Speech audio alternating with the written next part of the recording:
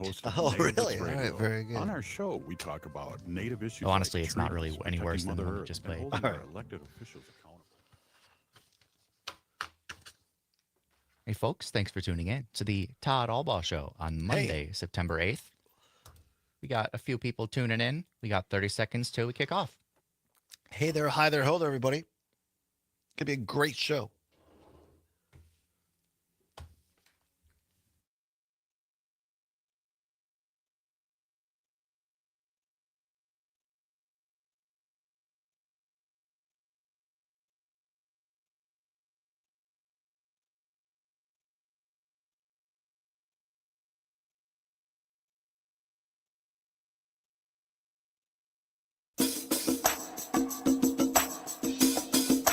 From the Civic Media World Headquarters in Madison, Wisconsin, it's the Todd Allbaugh Show. And now, pursuing truth wherever it may lead, here's your host, Todd Allbaugh. Across Wisconsin on the Civic Media Radio Network and streaming worldwide on the Civic Media app. Good afternoon, everybody. Todd Allbaugh along with Mr. Aaron Zommers on the board. It is 6 minutes past the hour of 2 o'clock on this Monday, September 8th, 2025. It's a great day to be a Wisconsinite. Back to school, back to work.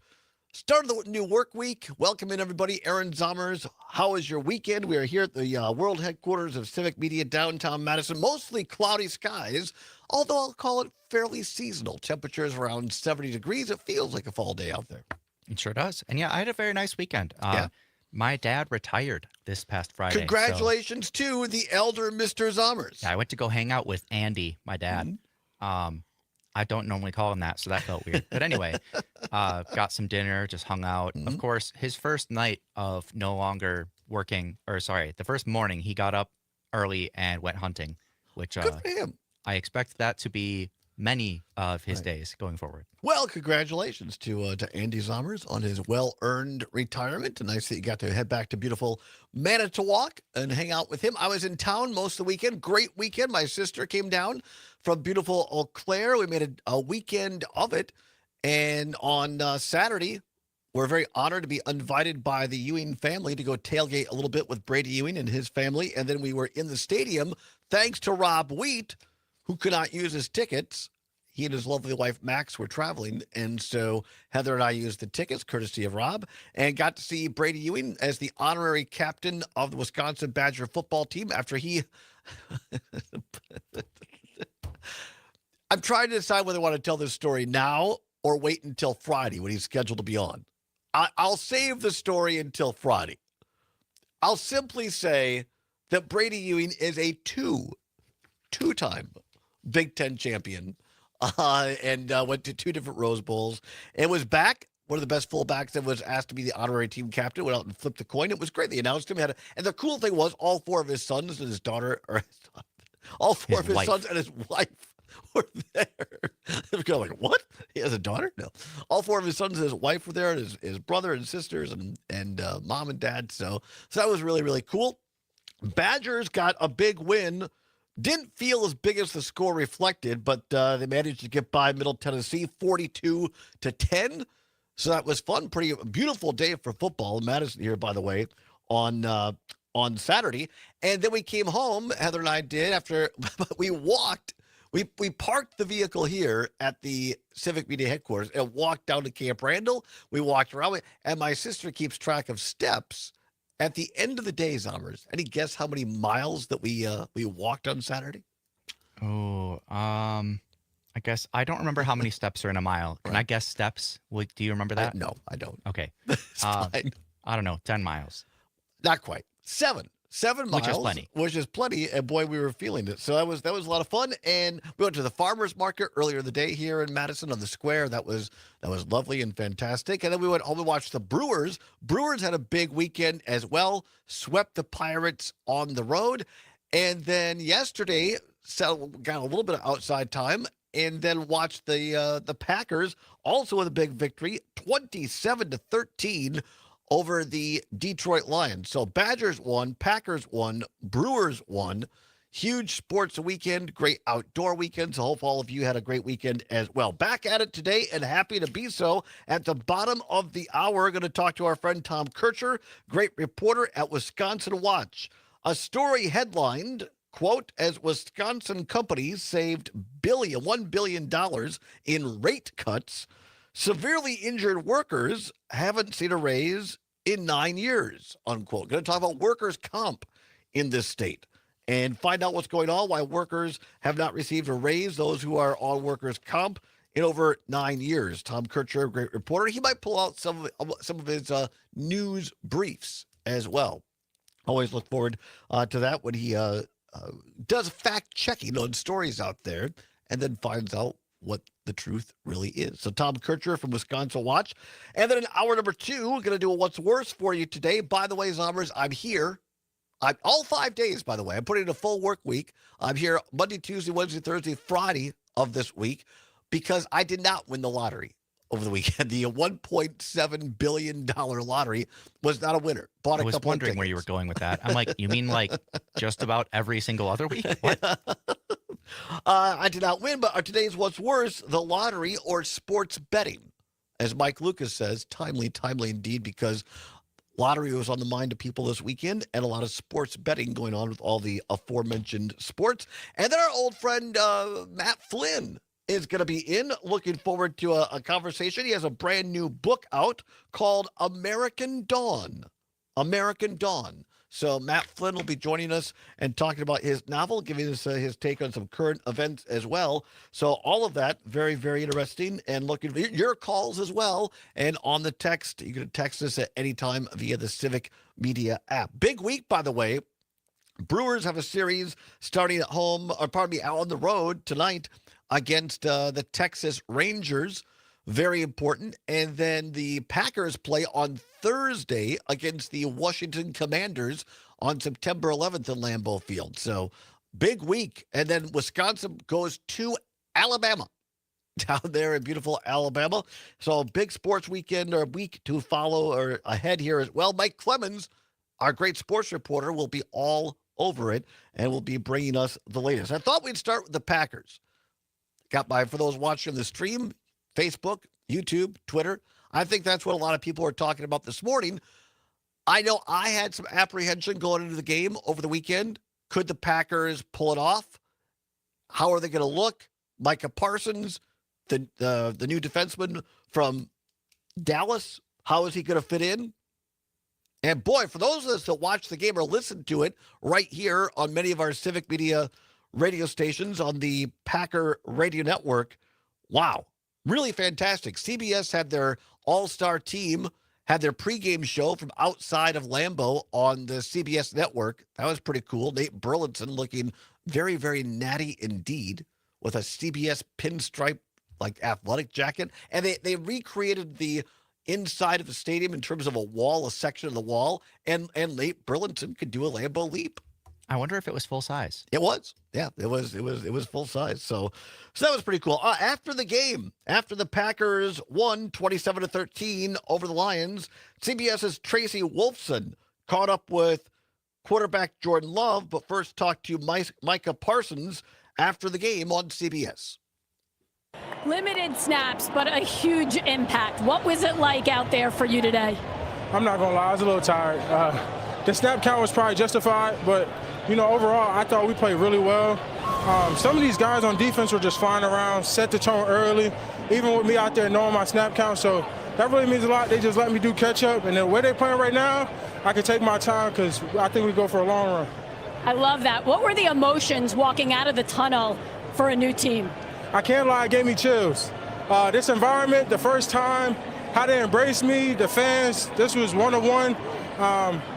This was really just a blessing in disguise. My man Jay Love told me it'd be this nice, and I think, nothing he could have said, I could imagine it'd be like this.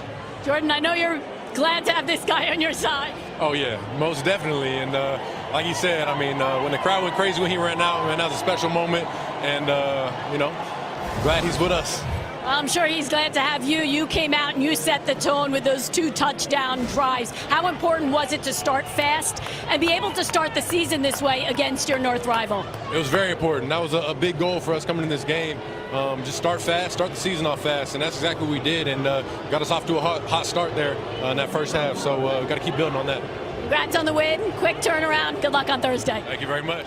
That was Tracy Wolfson from CBS, great sideline reporter, talking to Micah Parsons, the new acquisition from Dallas. And, of course, QB Jordan Love. After the game, Packers won 27-13. They looked really good, in my opinion. Because I was nervous with this preseason play. But, again, it just shows you how really the preseason stuff it's really just to do some evaluation for the coaches, in my opinion, anymore. There really isn't going to be a good barometer of how these teams are really going to be in the regular season. Meanwhile, tonight on Monday Night Football, a battle of the also-rans in the NFC North. The Vikings and the Bears are going to go at it tonight on Monday Night Football in the, I guess, who cares category? Yeah, pretty much. You know, I have something to look forward to in that one of them will lose. Yes. Or they'll draw. That's a good way to put it. Now, Can you even draw? No, I'm being a little rough on the Vikings still. I mean, I think have a reasonable shot being a good team, but the Bears, not so much. But Vikings, the Bears tonight. Here's our very own aforementioned sports reporter, Mike Clemens, of course, always covering the games at every single event. He's got some audio sharing with you throughout the day today, but I want to just pull it up right now to emphasize it.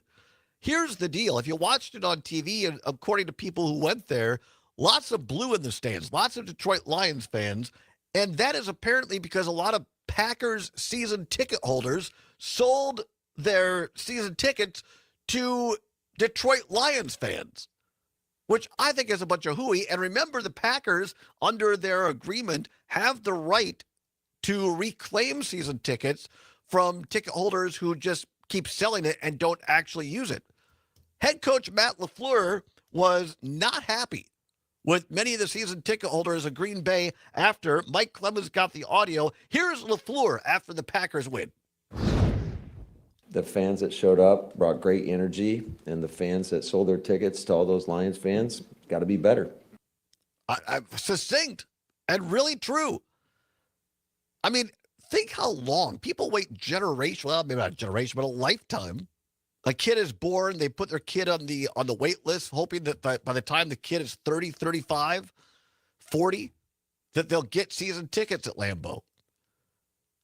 And then to go and sell them to a Lions fan, like, look, I don't. If you can't go to the game, I mean, look at my friend Rob Wheat has season tickets to the Badgers, but he didn't put it out there for. Not that there's going to be a lot of Middle Tennessee fans buying them, but you know what I mean. He sold them, or he was kind enough to gift them, if you want to know the truth. I still owe him another dinner and a couple of drinks, but he gave them to somebody who knew was going to use them to root for the Badgers. And I just don't get this thing where people, I paid for it, so if I can make money with it, that's my right. No, actually, it's not, in my opinion. To be fair, maybe they tried to reach out to people they knew and nobody could go. But that many people, no. That's for maybe a few of them, but there was a lot of sold tickets. Yeah, I think people Detroit fans were willing to pay the price, and people are willing to make money on it. So I say knock it off. Talk to Mike LaFleur, or listen to Matt LaFleur on that, and just don't either don't sell your tickets or give them up to true Packer fans who will actually use them or resell them to other Packer fans. So but great game by the Packers over the weekend. Again, they play again on Thursday against the Washington Commanders. The pregame time is set for 5 o'clock in the afternoon on Thursday. I believe the kickoff will be just after 7 o'clock on Prime. The great Al Michaels and Kirk Herbstreit in to call the game on Amazon Prime. Or you could hear it, even better yet, on the Packers Radio Network in Richland Center on WRCO, Park Falls, WCQM, WRJN Racine Kenosha, and WAUH in beautiful Watoma on Thursday. The Packers pregame show at 5 o'clock. Come back, give you a couple of Brewer highlights as well. And also some new news, speaking of, on the Brewers movie from 1982. Details after this on the Civic Media Radio. WMDX in the Mad City, 4 Lakes, State Street, and 9,000 hemp shops. My name is Chuck Collins. I'm the great-grandson of She's the right, it does meatpacker feel like there are Oscar 9,000 Mayer hemp and a shops. member of the Patriotic Millionaires, Oh, a here's that collection of other, wealthy Americans who share a nightlight profound photo. concern. Nightlight with Pete Schwaba. I'm just tired of male nudity. I don't ever need to see an old naked dude again in my life. Yeah. Like in the locker room, you expect to see a certain amount of nudity. Okay. Some of those guys walk around like they're, proud and they're like, Yeah, they walk. You should just not do that. You don't really want to make eye contact with anyone because you don't want to give people the wrong impression. You don't know what people are thinking. Nightlight with Pete Schwaba. Weeknights from 6 till Around 8. The voices of everyday people. It threatens the safety and security of us all. Patriotic millionaires don't want to live in a country with a few extremely rich people controlling everything, leaving millions of people struggling to just get by. Luckily, we have a solution. Tax the rich, tax the rich, tax the rich. I'm Chuck Collins. I'm a patriotic millionaire, and I approve this message. Shop now for your new Verlo mattress and get the box spring absolutely free. Whoa, a whole box spring? Or save up to $400 on an adjustable base. Plus, get Verlo's lifetime comfort guarantee. And a free box spring. Now, during Verlo's free box spring sale. The possibility of lung cancer can be pretty scary, especially if you're one of approximately 8 million current or former smokers at high risk. That's why SaveByTheScan.org wants you to know that now there's a breakthrough low-dose CT scan that can detect lung cancer early, and it only takes 60 seconds. You stop smoking, now start screening. For an easy quiz to see if you're eligible, visit SaveByTheScan.org. It could save your life. SaveByTheScan.org is brought to you by the American Lung Association's Lung Force Initiative and the Ad Council. Hey there, Wisconsin. Tom Hartman here. Democracy is not a spectator sport, so join me each and every weekday right here on Civic Media for the Tom Hartman program.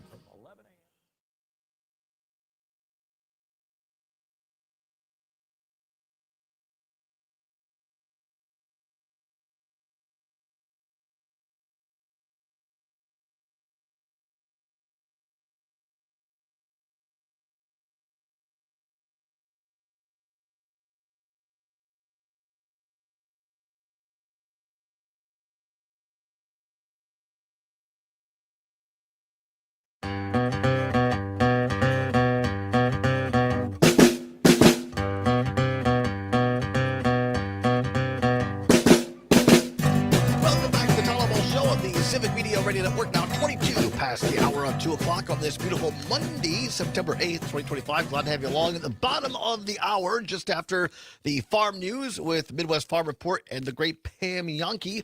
The great Tom Kircher going to be along from Wisconsin Watch talking about workers' comp in the state of Wisconsin and why there has not been a raise in over 9 years. Also, maybe check in with a couple of news briefs. Tom sussing out the truth for us today on Monday. Appreciate that. Then hour 2, a little what's worse for you involving betting and expecting our friend Matt Flynn to stop by with his brand new novel as well. So big show straight ahead. Zomber's playing a little Violent Femmes to bring us in there from the movie Just a Bit Outside, the story of the 1982 Milwaukee Brewers. Our friends Kelly Call and Sean Hanish, the producers and producer-director respectively of the movie, are going to be here, our guests, at 3:35. The reason is, well, we always love to have them, number one.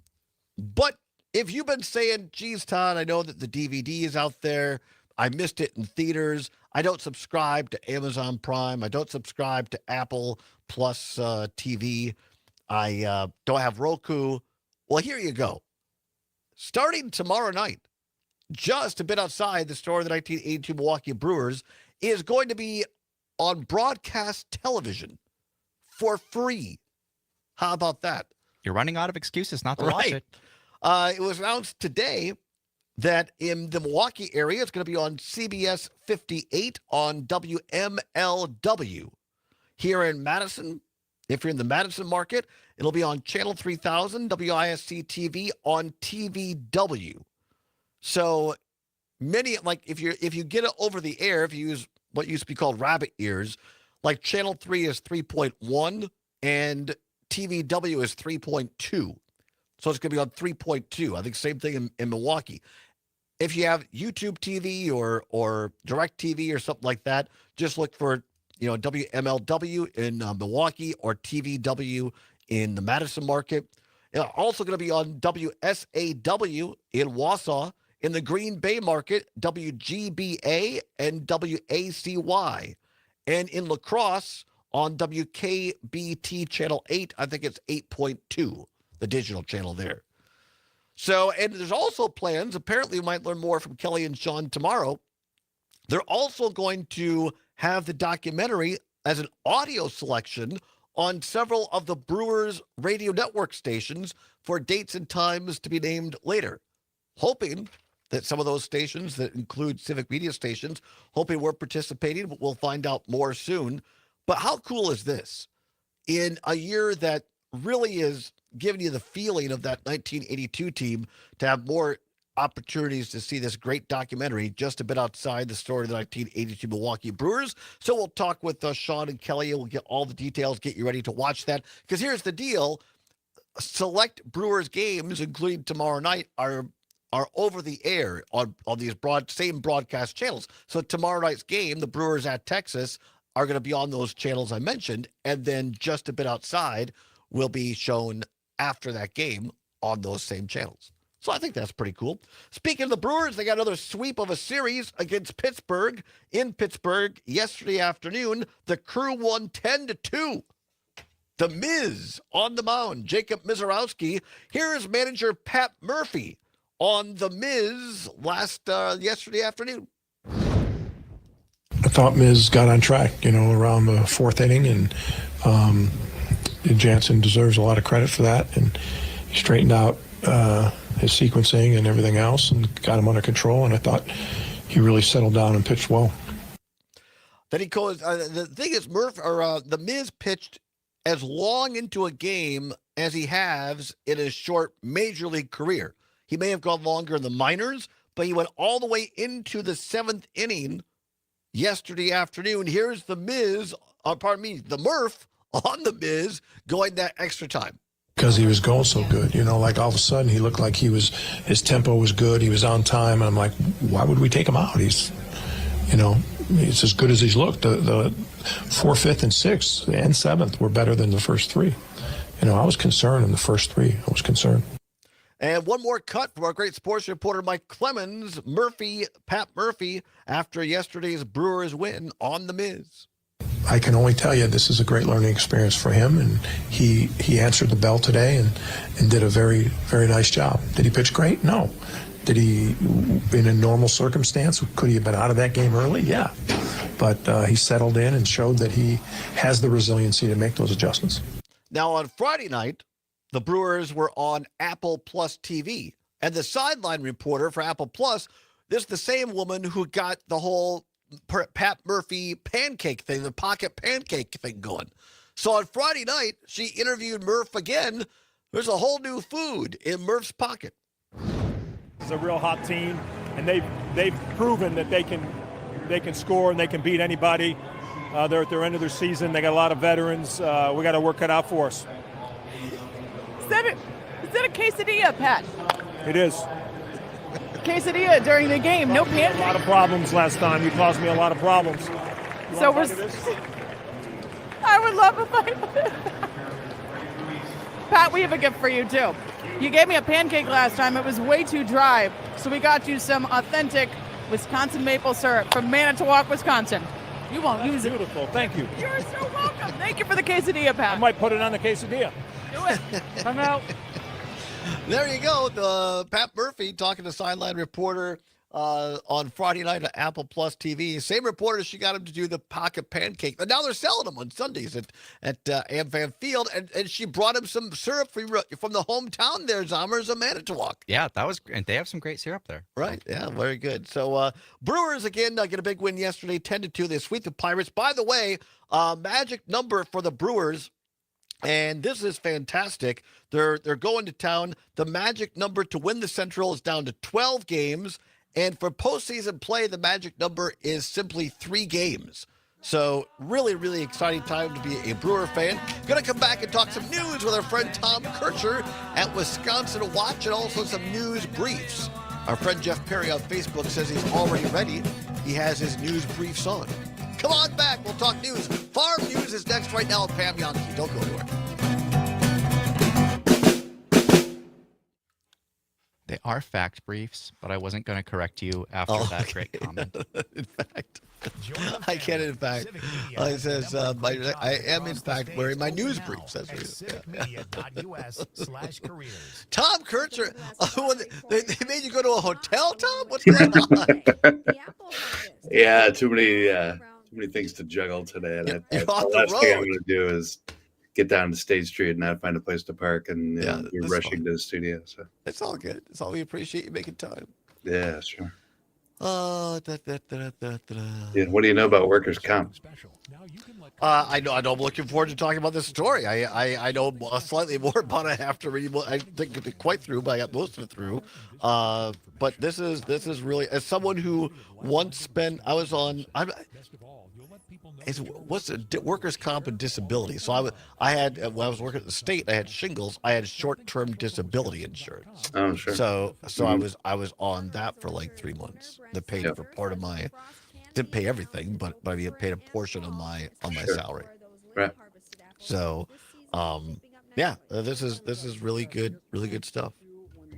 Yeah, thanks. It was at first I thought, oh God, workers' comp, and is there anything more arcane and difficult to understand? Eventually got through it. So. You want to start with just an overview of what the issue is, or do you want to start with the story of this guy Jimmy here? I mean, is it Novi? Is that how you pronounce it? Novi? Yeah, Novi. Jimmy Novi. I think start with the headline, I guess. That no raises in 9 years, and then explain how he got onto that, and then probably take a step back and explain a little bit about workers' comp, what it is, and then and talking about Jimmy's good. All right, cool. And I saw it come across. I have a chance to look at it yet. You said you had a couple of briefs we could do as well. Yeah, if you want to do a second segment, a couple fact briefs. That'd be great. I'd rather talk about ones that I've written just so I don't get tripped up with a question and don't want to fake That's what I'm here for, to play Gotcha Tom. No, it wouldn't be intentional.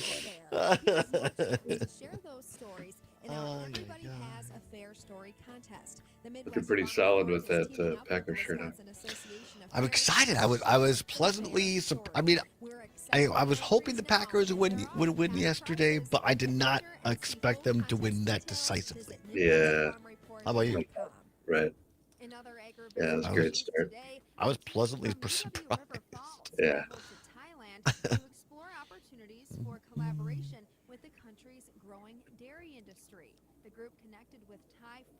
My brother, an 8-year-old son, and his son just got over some rough surgery. And oh wow! He was so excited to be going. He'd been to Lambeau once before, but so excited to go yesterday. And I'm so glad they had an awesome game. Oh, that's amazing! Yeah. That's really cool. First game for him? First this season, of course. He'd been to one last season, but yeah, coming off the surgery, he was like, more jazzed, I think, about it, to get out and have a good time. Oh, that's amazing. Then the great weather and all the scoring, and even a sack from Luka at the end. Yeah. Oh, just a lot. It had to be a great crowd to be there.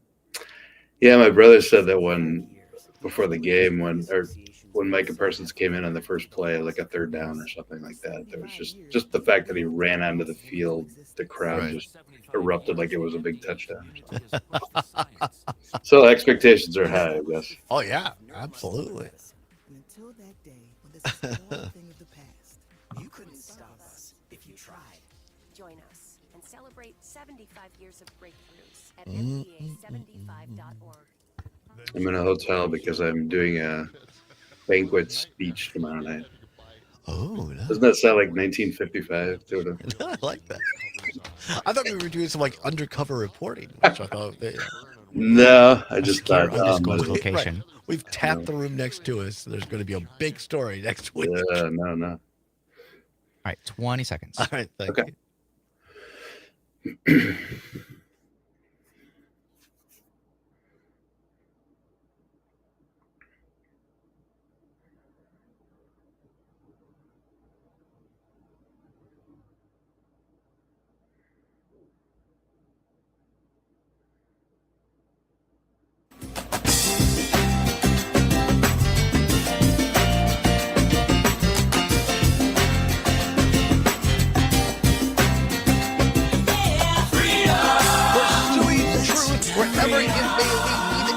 having fun doing it. Welcome back to the Todd Allbaugh Show on the Civic Media Radio Network. 35 minutes now past the hour of 2 o'clock on a Monday, September 8th, 2025. Glad to have you along to kick off the week. Back to school, back to work. Overcast skies. Going to be a great week, and no better way to start it off with a little bit of great Wisconsin news. And nobody does it better than our first guest today. Joining us from the road, as reporters often do, the great Tom Kircher of Wisconsin Watch. You can find this story and many more at wisconsinwatch.org. That's wisconsinwatch.org. Tom, thanks for making time for us today. How are you? Todd, you're welcome. Doing well. That's great. We were commenting before we went on the air. I got my Packer polo shirt on today. Sounds like you watched it as well. Just, you always feel better, don't you, as a Packer fan on a Monday after the Packers win?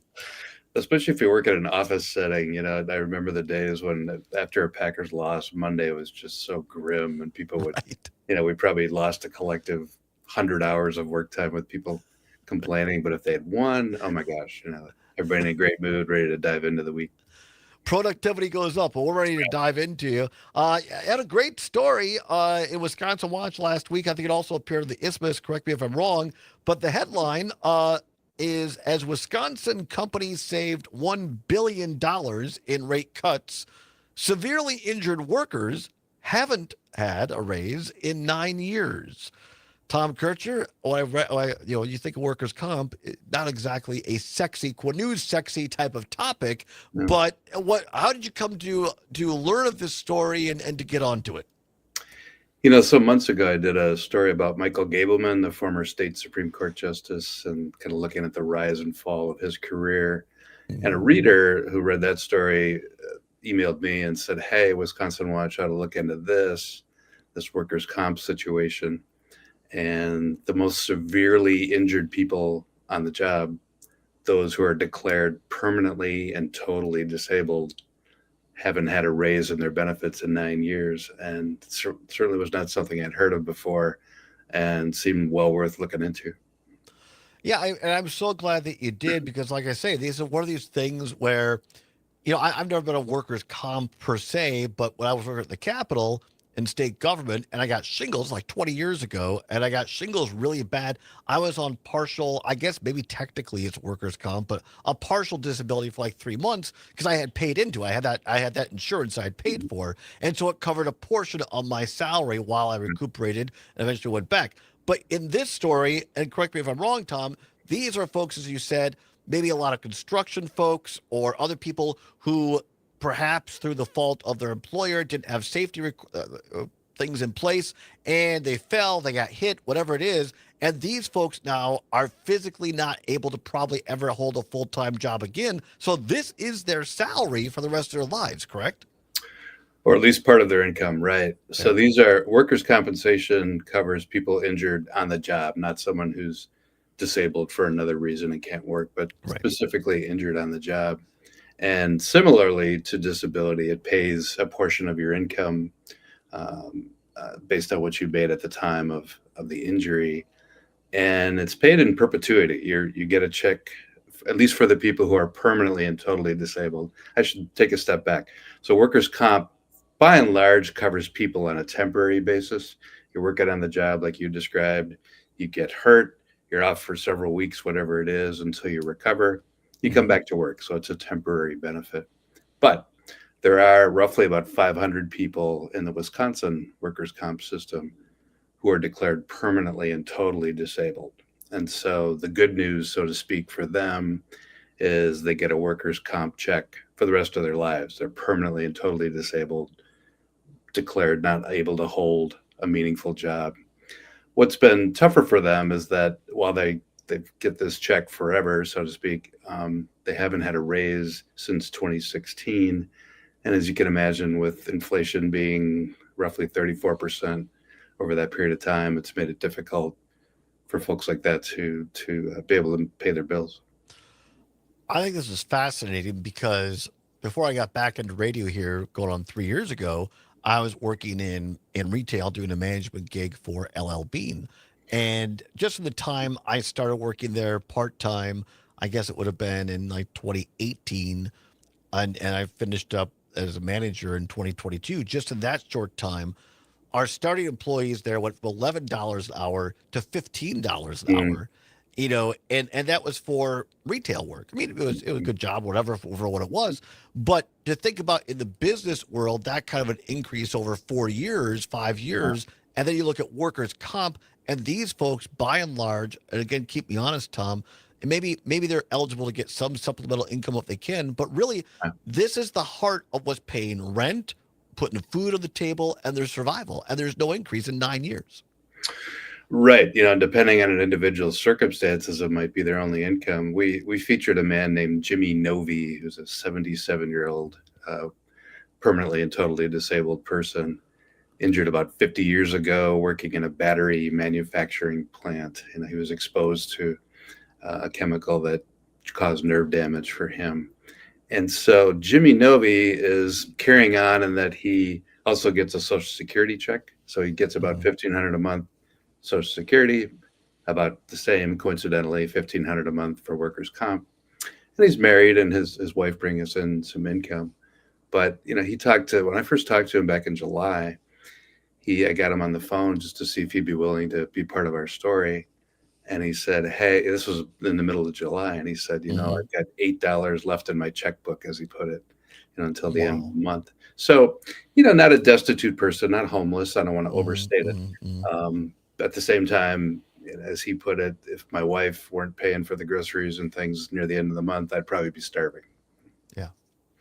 It's really sad, but also a really good reminder. By the way, we're talking with Tom Kircher, reporter for Wisconsin Watch. You can find this story and many more great stories at wisconsinwatch.org.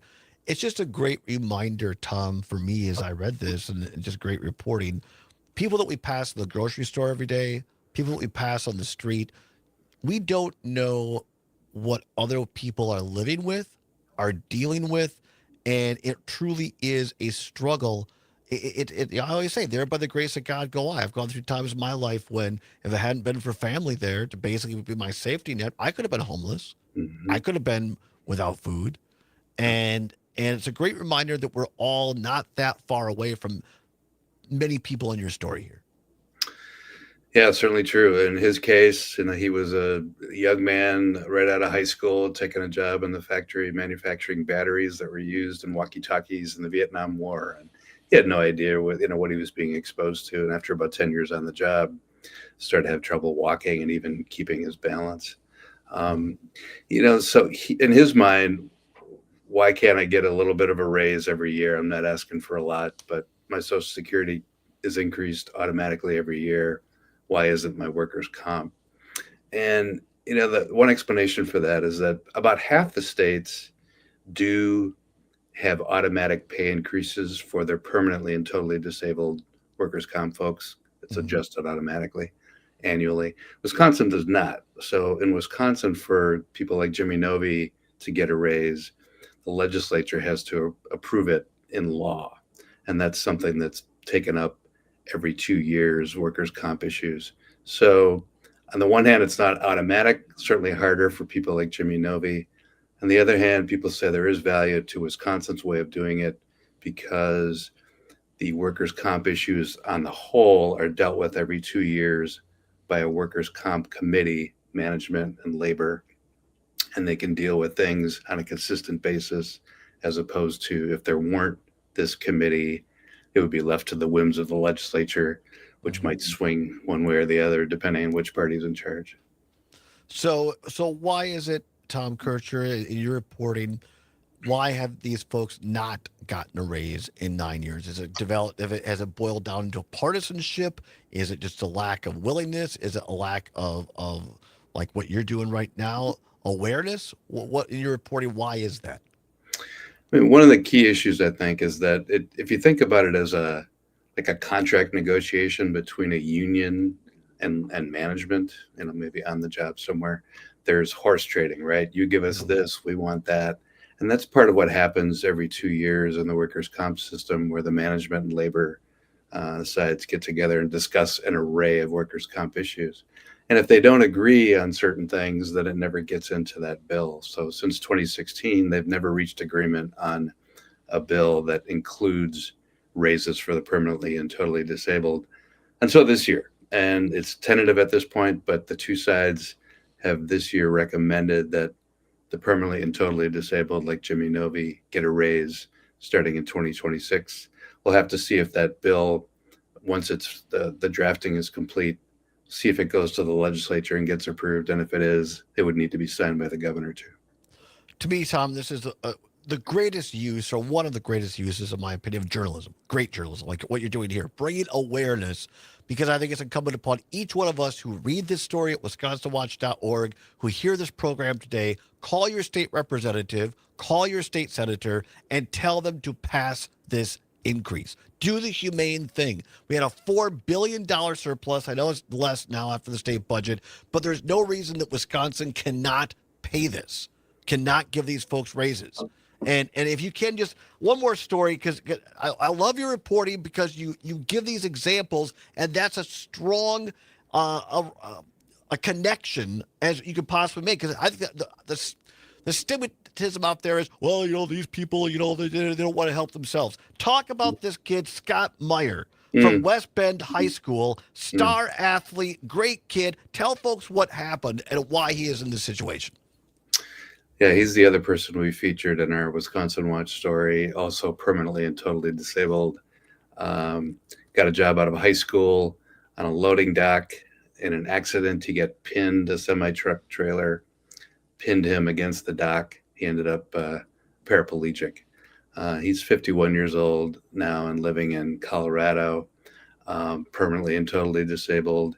He's a little bit better off, I think, financially than the other man I mentioned, Jimmy Novi. He's married. His spouse has a nice paying job, and they have a condominium that they own. At the same time, he's talked about, hey, I've gone way overboard in my life to save the money I've been given, including a settlement he received after his injury, but with no raises in 9 years. And I've had to start to dip into that savings.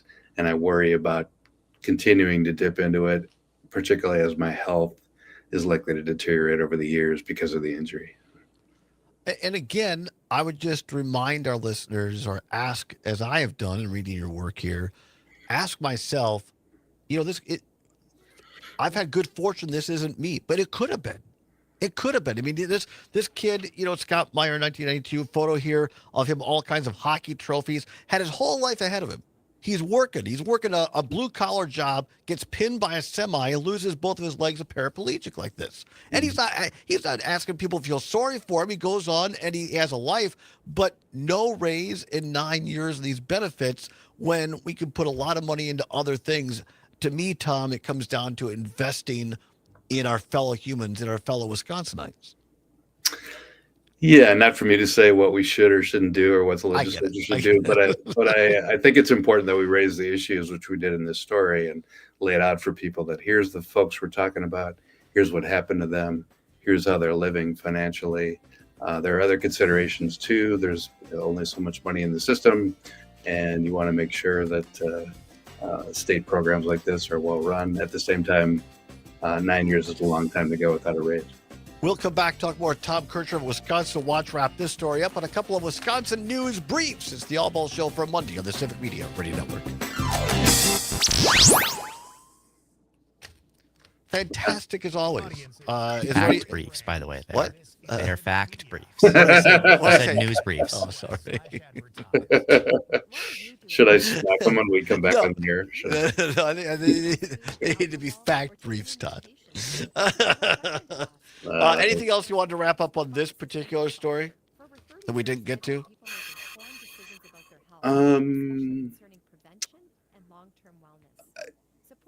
I don't think so. I mean, if I did anything, I would just reiterate that, after 9 years, now there is a proposal for raises, and, that's a significant step. At the same time, it has to get through a Republican legislature and a Democratic governor. Yeah.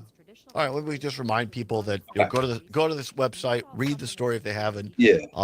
And contact your legislator out there, and then we'll get into some fact briefs. Some fact briefs. Good word. You'll like those. I think they're. All right. Very good. I have not looked at them yet, so that these are our hitherto unknown fact briefs to Todd. things that were could have been true, might have been true, but maybe they aren't. And Tom Kircher will set us straight. Unauthorized immigrants for one, and marijuana for the other. How about that? Pot and immigration. I mean, right there. A couple of, nobody has feelings on those. Let's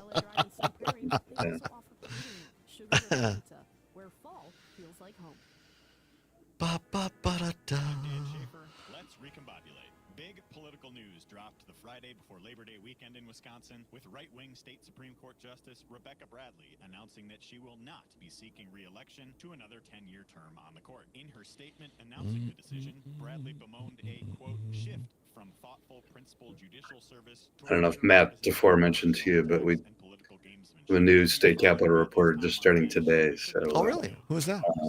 Her name is Brittany Carloni, Wisconsin native, coming over from the Indianapolis Star. Oh, wow. Very cool. Yeah, probably wouldn't want to ask her on just right away. But, no, we'll let her settle in. But put her on your list. I think I'll put her on the list. Yeah, I think she'll put her in the rotation. We'll call her up from AAA. Yeah. A couple weeks maybe. Give her a little time to settle in. But all right, very good. Should be good. A stable of reporters. Yeah. Wisconsin Watch. I really love the way you put those individual stories in, because I just think it makes it so much more personalized. Mm-hmm. Hey, here's someone's actual human story. 25 seconds. seconds. How it affects them. So well done. All right, here we go.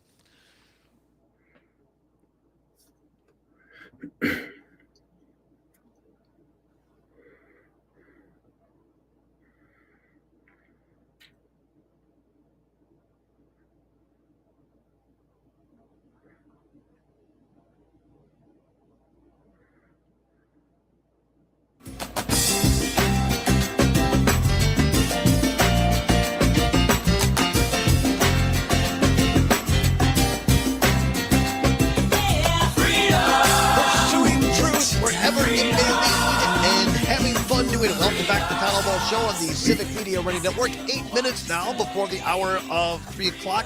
At the top of the hour, CBS News or ABC News, depending upon which of our great stations you're listening to across the state of Wisconsin. Weather update, sports update with a great sports reporter, Mike Clemens.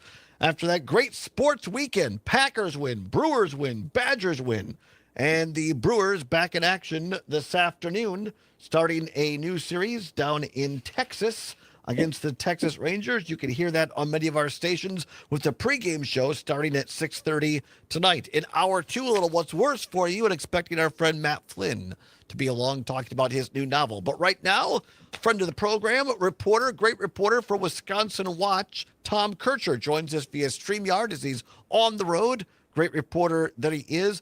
Great story again, Tom. I hope everybody goes to wisconsinwatch.org and reads this great reporting on Wisconsin companies saving $1 billion in rate cuts. Meanwhile, severely injured workers haven't had a raise in workers' comp in 9 years. Really important story. And I hope after people read it that they'll feel inclined to call their legislator. And because I think part of this story here, an important part, is there is a solution on the table, right? Yeah, it is a live issue, if you will. There's legislation being drafted now that would provide raises for the permanently and totally disabled in the workers' comp system. Once that's drafted, it'll be shared with the labor committees of the Assembly and the state Senate. And then eventually, if it does move forward, the Republican-led legislature would have to approve it. And then the Democratic governor, Tony Evers, would have to approve it. But it is something that will be in play here over the next several months. I know you at Wisconsin Watch, and we here at Civic Media will continue to follow it. So thank you very much for that. All right, great segment. I love doing it with Tom. It is the fact briefs. I keep calling it the news briefs, but no. Occasionally, if I get really frisky, I'll put on my news boxers. But no. Today is the fact briefs. Here now, as Tom takes a question from people, they ask him true or untrue. What's the facts? And you briefly give us the facts. Here we go. Number 1. Right. Do tens of millions of unauthorized immigrants receive federal health benefits? This is great. This is a great question. A lot of people are misinformation. Do tens of millions of unauthorized immigrants receive federal health benefits? Tom Kircher, what's the truth? The answer is no. We looked at this because Vice President J.D. Vance made a statement to that effect when he was in La Crosse the other day. And it's just simply not the case. His concern, as he raised it, was that, gee, if we're spending lots of money on healthcare for the unauthorized immigrants, we won't have enough for citizens. But in fact, unauthorized immigrants, sometimes known as illegal immigrants, are not eligible for Medicare, not eligible for Medicaid, not eligible for something called CHIP, a child health insurance program, and not eligible for Obamacare, the plans you buy yourself on the federal exchange. So what he said is not correct. There are not 10 millions of unauthorized immigrants getting health benefits. J.D. Vance's comments, untrue, not factual, according to the fact briefs here at Wisconsin Watch. He was preoccupied, Tom. He really wanted to go to Ashley Furniture, and they said no. So he was a little bit salty about that. All right, next one here. Next question. Is there evidence linking marijuana use to psychosis? What say you, Tom Kircher at Wisconsin Watch? What are the facts? The answer is yes. So this came from comments in an interview by Tom Tiffany, the Republican congressman from northern Wisconsin. He was addressing proposals to legalize marijuana and said that he had some concerns. Among them is that research has found a link between marijuana use and psychosis. Think of things like delusions, hallucinations. And he's correct. There is quite a bit of research linking the two. One of the caveats, if you will, is that the research is not so settled on causation. So there is that connection. People who use marijuana can be more likely to have a psychosis problem, but the research is not conclusive yet that one causes the other. I'm not sure I agree with this because I took a gummy before the show, and I keep telling the pink hippopotamus sitting next to me that there's nothing to this, and I don't know what that means. I'm kidding, for goodness sake. For the Human Resource Department, I'm kidding. It's a joke, for crying out loud. Well, this is very interesting because I think this is going to continue to come up in the 2026 elections. It always does when Democrats tend to want broader marijuana legalization. But interesting, Tom, right? A lot of people that wanted legalization of marijuana in Wisconsin in 2024 voted for Donald Trump. And so I think that's a really interesting political thing there because Trump is trying to make hay, I guess, instead of weed with the marijuana issue. Yeah, and a couple issues related to that. I think there's even more evidence that younger people, that young adults, adolescents can have that predisposition, if you will, to psychosis. So that's one concern. As I understand it, marijuana is much stronger today than it was some decades ago. That's another consideration. At the same time, marijuana users who develop psychosis are very few in number overall. Yeah, like Willie Nelson has talked about that. A long time he doesn't smoke anymore because he has respiratory issues. But he has said, hey, as someone who supports weed, he said, look, the stuff that we smoked back in the day, very different than what it is now. So once again, Tom Kircher, you brought us facts. I love that. Great reporting. You can find all of Tom's work at Wisconsin Watch. Try that again, Todd. WisconsinWatch.org. Tom, thank you so much for taking the time with us, and safe travels out there on the road. Yeah, thank you, Todd. Appreciate being on. Our pleasure. Thank you very much. Tom Kircher, everybody, of Wisconsin Watch, and find all of his work at wisconsinwatch.org. Next hour, straight ahead, going to do a What's Worse for you. No, Todd did not win the lottery over the weekend.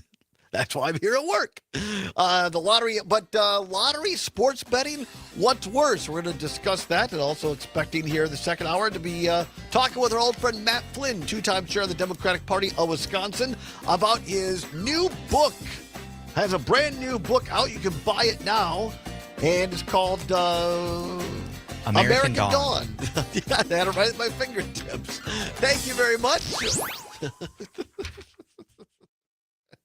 This is 92.7 WMDX Columbus. I couldn't. I Madison's had home the for sheet. I real couldn't see news the and actual great time. conversation. I had something else in my A head, civic media and I didn't station. want to say that. I think I may have a thought on what that could be. President Trump is ramping up his immigration crackdown. I haven't saying the heard city from of Matt, by the Chicago way, needs so an I'm hoping he influx of shows federal up. troops to root out undocumented immigrants. ABC News senior White House correspondent Selena Wang says Chicago isn't the only city seeing an increased federal presence.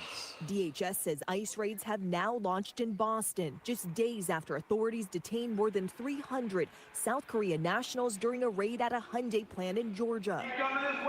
That operation rattling America's close ally, which had promised to invest $350 billion in the U.S. ICE was doing right because they were here illegally. Trump looking to reassure South Korea, now proposing the country and foreign companies doing business in the U.S. help train Americans for jobs. And a federal appeals court has upheld the more than $80 million judgment imposed on President Trump for defaming E. Jean Carroll. This is ABC News. Local news, weather, and sports on air and streaming on the Civic Media app. This is the Civic Media Radio Network.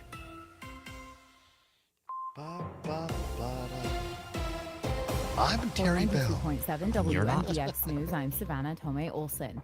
The city's proposed capital budget is lower than last year's. Mayor Satya Rhodes Conway has unveiled her plan to the tune of $285 million for 2026.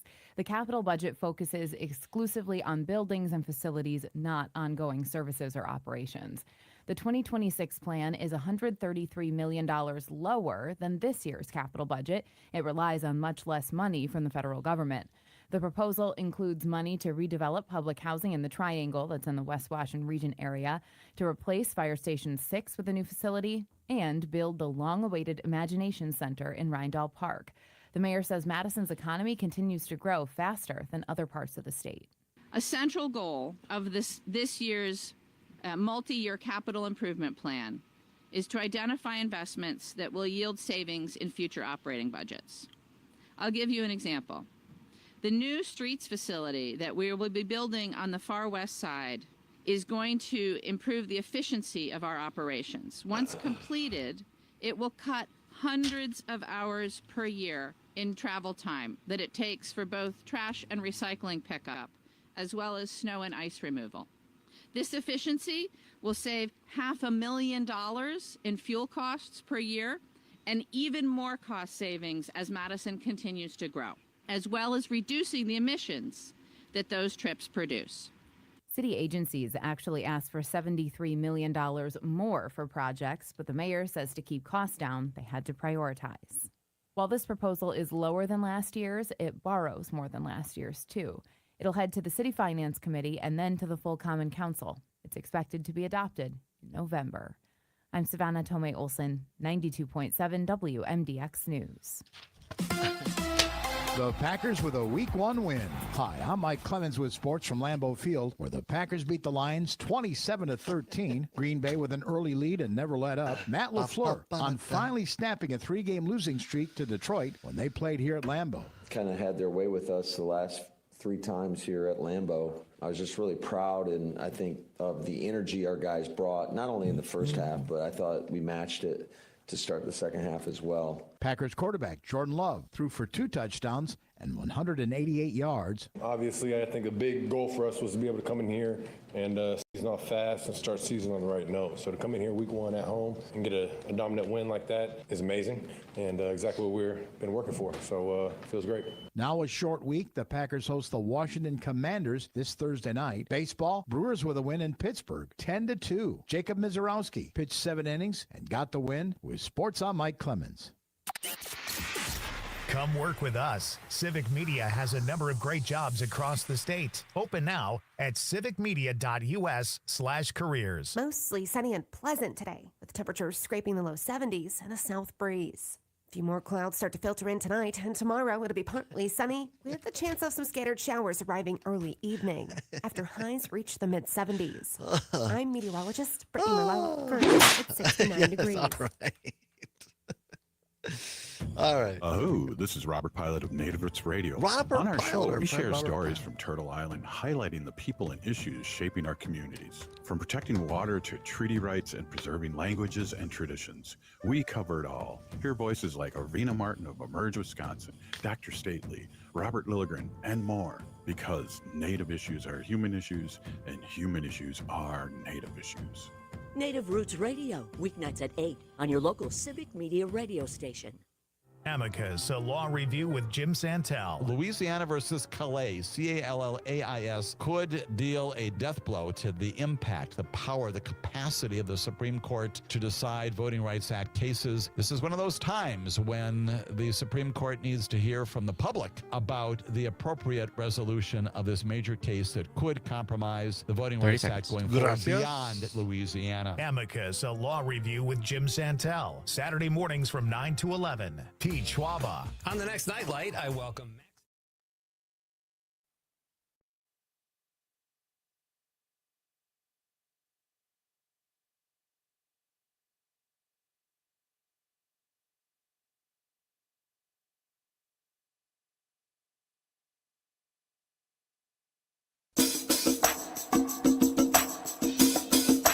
From the Civic Media World Headquarters in Madison, Wisconsin, it's the Todd Allbaugh Show.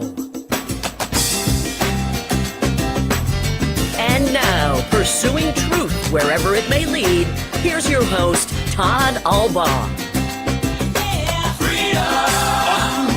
Wisconsin on the Civic Media Radio Network and streaming worldwide on the Civic Media app. Good afternoon, everybody. Todd Allbaugh, along with our producer and engineer, Mr. Aaron Zommers, on the board. It's 6 minutes past the hour of 3 o'clock. Welcome into hour number 2 of the big broadcast on this Monday, September 8th, 2025. It is a great day to be a Wisconsinite. Glad to have you along here at hour 2 for the world headquarters of Civic Media in downtown Madison on State Street across from the beautiful Overture Center. Cloudy skies, but seasonal temperatures. Some beautiful fall, autumn day here in Madison. Exactly what you want for the second full week in September. Many thanks to Tom Kircher, our guest in hour number 1 from Wisconsin Watch. What great reporting there on an issue I think that a lot of us don't think about until either A, we have a friend or family member that has to go on workers' comp, or B, it visits us. And the fact there have been no increases in 9 years to workers' comp recipients in Wisconsin is atrocious, in my opinion. And many thanks to Tom Kircher, Wisconsin Watch, for doing this great reporting. Go to wisconsinwatch.org, read all of Tom's great work, including this story, and then I'd urge you to call your state senator, your state assembly person, and say, look, vote for this. There's a fix in the works, in the pipeline, the state capitol. Vote for this and help these folks who, by and large, through no fault of their own, are in a situation where they need some help. I mean, 9 years and no adjustment at all. It's just, there's not too many jobs out there that are paying the same thing to their employees that they did 9 years ago, Zommers. Yeah, absolutely. And if you or anyone you know has had short-term disability or short-term workers' comp, it's not like they're just sitting on their butts collecting money and don't have to work at all. Well, they don't have to be employed at that job, but it is a pain in the butt to get all of that paperwork. Like, you have to go in and prove beyond a shadow of a doubt repeatedly that you have been injured on the job and deserve to be paid. It's all medically reviewed and confirmed. So, yeah, absolutely. Great work there by Tom Kircher and the folks at Wisconsin Watch. All right, coming up at the bottom of this hour after the farm news, it'll be our old friend Matt Flynn, two-time chair of the Democratic Party of Wisconsin, a Navy vet. He's an author, has a new book called American Dawn by Matt Flynn. Can't wait to, he knows how to make things, current events relevant through fiction. And he creates this fiction, but there's always some nuggets of truth in it. You can learn something about it. And this is great, this story here. It's about a young woman named Dawn, an innocent college student working in a law firm, becomes involved with the partner of the law firm. He's involved with less than stellar political campaigns. And when they try to suck her into this terrible plot, she turns the table on him. And as Flynn writes, the hunters become the prey. So the young college student turns out to be the heroine in the novel, apparently. So great reading, as always, by Matt Flynn. He'll be along talking about his new book called American Dawn. You can find all of Matt's publications wherever you buy your books, including Amazon. But look up Matthew J. Flynn, because apparently there's another Matthew Flynn out there that sells books. Don't buy his. They might be fine. I don't know. But Matthew J. Flynn, Flynn. That's what you want to look up on your Amazon books. His new book called American Dawn. That's coming up at the bottom of the hour as well. And we're also going to try to sneak in a little news here. A Democrat who I think is running a great political campaign over in Michigan, Mallory McMorrow. And I think she got it just about right. We're going to play the ad from her in just a little while. And Little Johnson, Mike Johnson, over the weekend, trying to say that Donald Trump was actually an FBI informant in the Epstein files, and then ends up trying to walk it back. I'm not making this up. But right now, it's 11 minutes past the hour of 3 o'clock. Time once again for What's Worse. Let's go. This or that, this or that. Then, of course, the choice is yours. You can get with this or you can get with that. Time once again for What's Worse. Nothing to give away, no prize money involved. But it is your chance to have your voice heard at all 10 News Talk sports stations on the Civic Media Radio Network. All right, timely indeed, as Mike Lucas is fond of saying. By the way, we're trying to get Lucas on the show. I'm very excited about this. It was like going fishing. He and his former journalistic sports writing partner, the great Tom Oates, they are a part this week of Idea Fest, something put on by the Cap Times and our own company, Civic Media. All week long here in Madison, Idea Fest. You can go find information about it online. It's like ideafest.org, or maybe we could get that. We'll let people know a little bit later. And so Civic Media is a sponsor, and the Cap Times. We got great people coming in. Stacey Abrams from Georgia, Governor Tim Walz from Minnesota. And there different nights are going to be speaking around the thank you, Zommers. He's got it up there on the screen. It's Cap Times, CAP Times, IdeaFest.com. CapTimesIdeaFest.com. You can learn more about it. As I said, Civic Media is also a co-sponsor of this.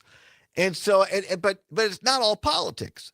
And Oates and Lucas are going to be speaking tomorrow night here in town on Regent Street at the Old Italian Club. And I believe their tickets still available, but go to CapTimesIdeaFest.com to buy your tickets. I'm going to be there tomorrow night listening to Oates and Lucas, and we're going to try to get them on the program very, very soon. We were close. We were close to getting them in the boat, and then they got away. But we're working on it. So anyway, as Lucas is fond of saying, timely indeed. Over the weekend, the big $1.7 billion lottery prize was won. 2 tickets matched the numbers, I believe, Missouri and Texas. So no, I did not win. And then you got over the weekend lots of, I don't do it. I did buy a lottery ticket. 1. Actually 2. Spent $6, whatever. But sports betting, I'm just not a big sports bettor. I've never done it, but I know a lot of people do. So today's category, what's worse, the lottery or sports betting? The lottery or sports betting? 855-752-4842, 855-752-4842. Give us a ring-a-ling on the old cell phone. Well, on your cell phone or landline or whatever. But call us, 855-752-4842, or on the Civic Media app. If you don't have it, download it today on your favorite app store, Apple, Android. Simply type in the search bar, Civic, C-I-V-I-C, Media. It'll pop up. Click on that. Takes less than a minute to download. It is free. It's what CBS's Gayle King calls a deal. The Civic Media app. Get yours today. Then you'll be all set. You can communicate with us.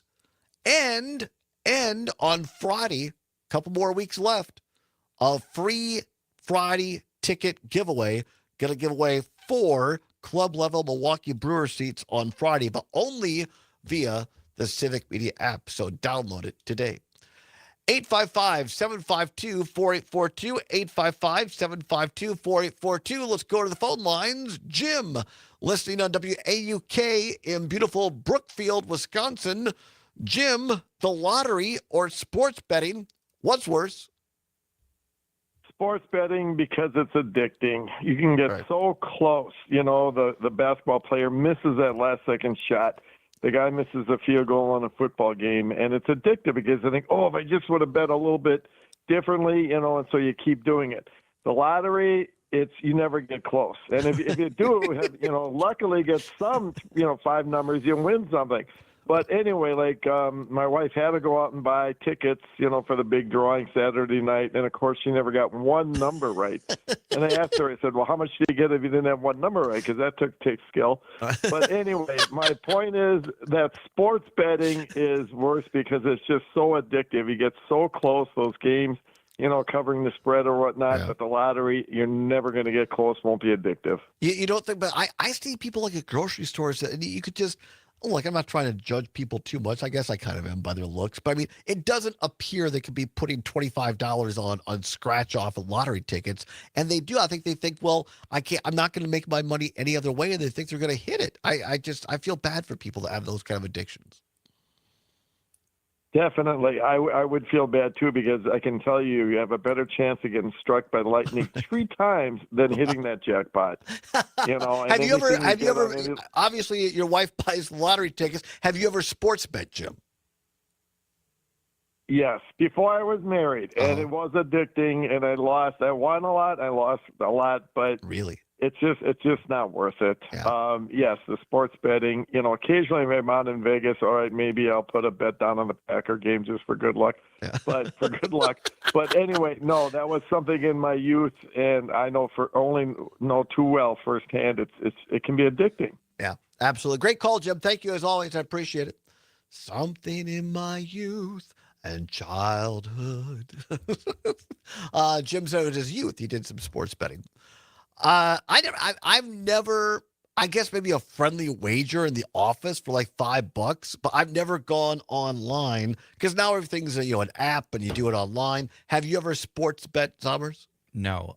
And I don't know. I'm going to spoil my answer.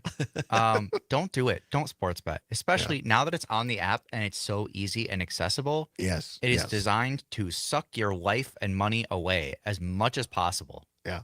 No, I think Jim's really onto something there. What's worse, the lottery or sports betting? 855-752-4842. 855-752-4842. What's worse, the lottery or sports betting? Brett in beautiful Brown Deer on WAUK says sports betting is worse. It requires knowledge and luck. Lottery is, if I'm going to hit, I'm going to hit. Enough to retire early. There you go. Also, Cam in Appleton, listening to WISS in Oshkosh, says sports betting is garbage. It's a bad habit for some. Greg in Genesee Depot, listening on WAUK, says the lottery is worse. What's worse, the lottery or sports betting? 855-752-4842, 855-752-4842. Jim is on to something, though. I mean, because and this is why, I've been to Vegas 3 times, I think, but not, it was just like flying through or whatever, like never really went there. I've just never been a big gambler, other than I take my $25 and I do the lottery or do the slots. And I don't even do those anymore because I like pulling the arm. Now you just hit a button and it's all electronic. I was interested in going to Vegas at some point in my life, but now that there's no real slot machines, I'm like, what's the point? I could just do it in any bar. Some people are really into betting lots of money at the tables or whatever. It's just not my thing. I've never gone to any big Vegas shows because they're usually like $200 or $300, and I can't afford that. And I guess I would probably like the shows if I could afford them. But that's a lot. But like, you got to fly out there, you got to get lodging and pay for the shows. But to Jim's point, a couple of times I've been to Vegas, you go out there and they have these cards that are on little little ropes, basically. They're attached. And it's like the life is being sucked out of people and into these machines a lot of time. What's worse, lottery or sports betting? Somber and I will give you our answers on the other side. And straight ahead, expecting Matt Flynn to stop by on his new novel, America Dawn. It's the Todd Allbaugh Show on the Civic Media Radio Network. MDX, Madison. Cam, with your other text, you said it, not me. Shop Burlow Mattresses Mega Mattress Sale. I'm saying I'm expecting it. I've not heard confirmation that Matt actually.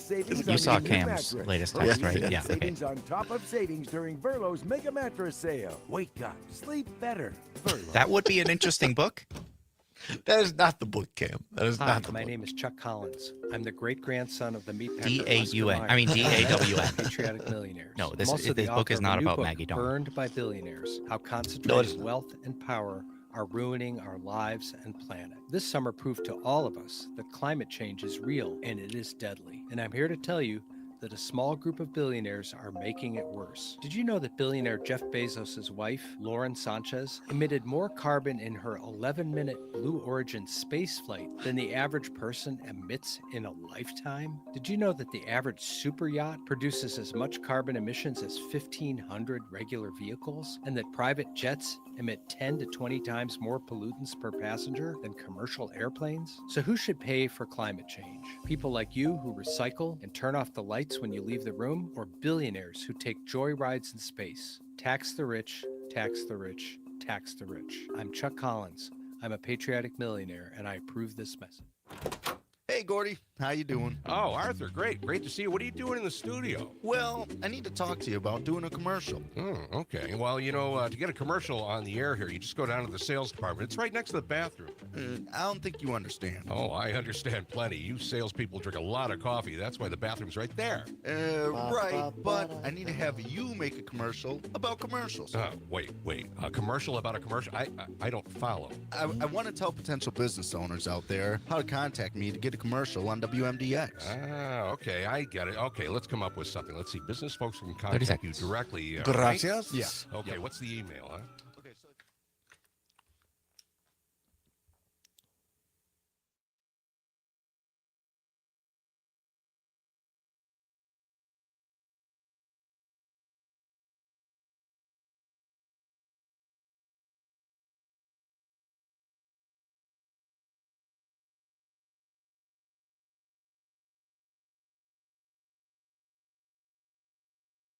Right. You got to know when to hold up, know when to fold up, know when to walk away, and know when to run. You never count your money. When you're sitting at the table, there'll be time enough for counting when the dealing's done. Welcome back to the Todd Allbaugh Show on the Civic Media Radio Network. 22 past the hour of 3 o'clock. The late, great Kenny Rogers, the gambler. Kind of no one to hold him, no one to fold him. The gambler. That was made into, I believe, a TV miniseries back in the day. Kenny Rogers was, I mean, he was like hot. I mean, I didn't find him attractive. I'm just saying, like, he had #1 songs. He had star power. Yes, star power on television and some films. He was all the rage back. There was a time in this country when, boy, he couldn't get bigger. And he once came to Richland Center, I believe, there was a big, we used to do this thing in Richland Center called Star Spangled Celebration. And if memory serves, someone who was there can correct me, but I believe Kenny Rogers played Richland Center late in his career. Or maybe it was in the Dells he played. Anyway, I knew somebody who was a part of this. And Kenny Rogers always insisted in being paid in cold, hard cash. He would not accept a check of anything. Just you had to bring cold, hard cash in an attaché case, and you gave it to Kenny Rogers before he went on stage. That's a quirky performer. Well, it begs, you earned the right to request that, though. It earned your right. I mean, it begs a lot of questions. How much of that is he actually reporting to the IRS? But hey, he was the gambler, Kenny Rogers. Category for what's worse today, the lottery or sports betting? What's worse, the lottery or sports betting? 855-752-4842. 855-752-4842. Let's go down to Waukesha on WAUK. Rick in Waukesha. Rick, the lottery or sports betting, what's worse? The sports betting. Why? What particular reason do you say that, Rick? Because it's not like years ago that all of the leagues, they got so many more games and so many more teams, and it's like the officials aren't good, and the championships, like the baseball, the lights went out, they had to cancel it for a long time. Yeah. In football, they had baseball, they were cheating during the World Series, right. and they never did anything about it. Right. In wrestling, they take away the trophy. Right. Are Are you talking about real wrestling or fake wrestling, like professional, quote unquote, professional wrestling? Well, the professional so-called wrestling, Yeah, the acting. They take the belt away. Right. That's just like acting. in boxing, the same thing. They take the thing away if they catch them cheating. Right, exactly. Or the Olympics. Oh yeah, people have been stripped of medals before. Here certainly. we had them, playing smoke signals with garbage cans during the World Series, and that was okay. Right. And they did it in football too. Yeah. Rick, appreciate the call as always. Have a great day down there in beautiful Waukesha. What's worse, the lottery or sports betting? 855-752-4842. 855-752-4842. Barb, listening on WAUK in Waukesha. She texts in via the Civic Media app and says sports betting is worse. It's very addictive, she says. Matt, one of our great UPS drivers in the RC, Richland Center, the old hometown, says, listening on WRCE, says sports betting is worse. It has ruined football for me. Cheering on teams with my friends has been replaced by constantly checking phones for live payouts. Listening to them talk about parlays, spreads, and money lines all Sunday is exhausting. Wow. That's a sad but great text because I don't know people like that personally, Matt, but I can see how that would that would completely ruin sports. Sommers? Yeah, the one Badger football game I was at, there are people around talking about their parlays and how they're doing. Parlays are particularly devious because what a parlay is, for those of you who don't know, it is a bet with multiple legs. Right. So it'll be, instead of just betting this team's going to win, this team's going to lose, it'll be like this team will win and they'll win by this much, and that team will hit a homer in the third inning.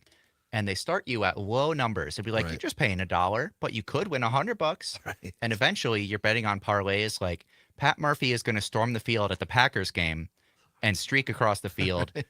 And Mercury is in retrograde and the mole men are coming up from the earth, and you'll pay $700, but you could get $2 million. It's crazy. John in Oshkosh on WISS says, I can't believe no one has said the lottery is worse. No skill to play in the lottery. Sports betting takes instinct, analytics, and a bit of luck.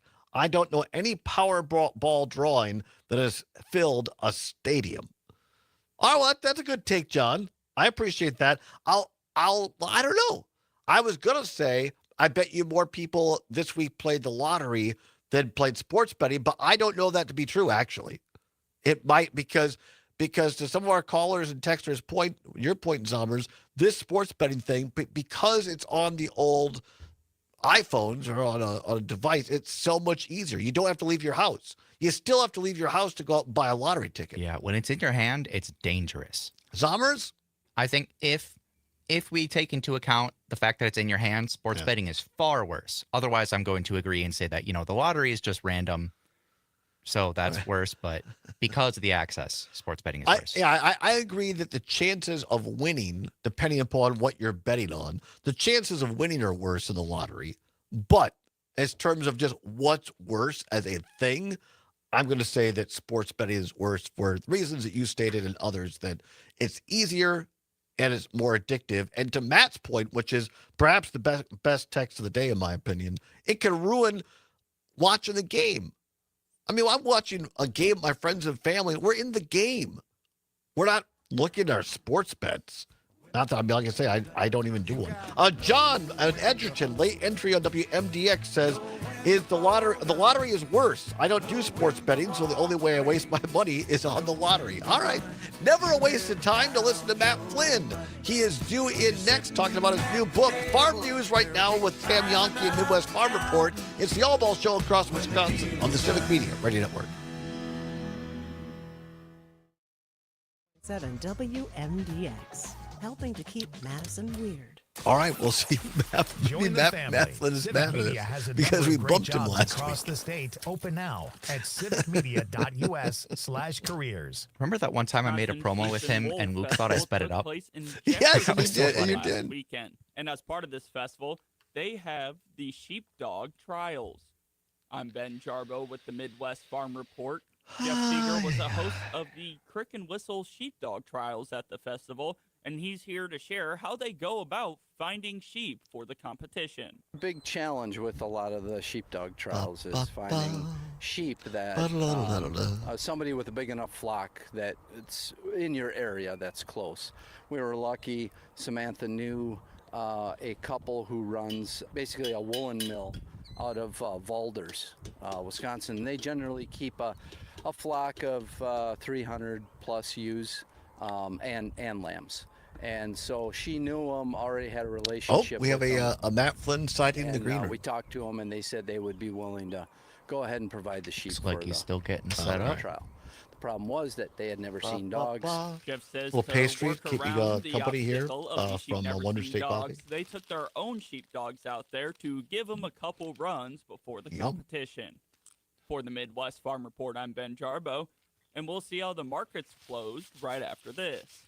We want milk fed! We want milk fed! There's a full house in the stands tonight, and it sounds like they're demanding higher milk fat and lower feed costs. Matt, if you can hear us, it says your camera and mic are not connected. Oleic soybeans for dairy rations can help producers increase milk fat production without increasing feed costs. For dairy farmers, Otherwise, I'm keeping an eye on my phone. Yeah, do you have his number?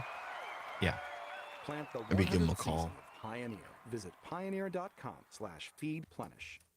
At the Department of Agriculture, Trade, and Consumer Protection, they know your business has always been something special. Now you can let customers know it too, in an instant, with the red and yellow Something Special from Wisconsin sticker. Joining the program gives you access to supplier and distribution information, marketing support, and a community of like-minded Wisconsin businesses. Best of all, you'll let people know that your work is done with care, quality, and love.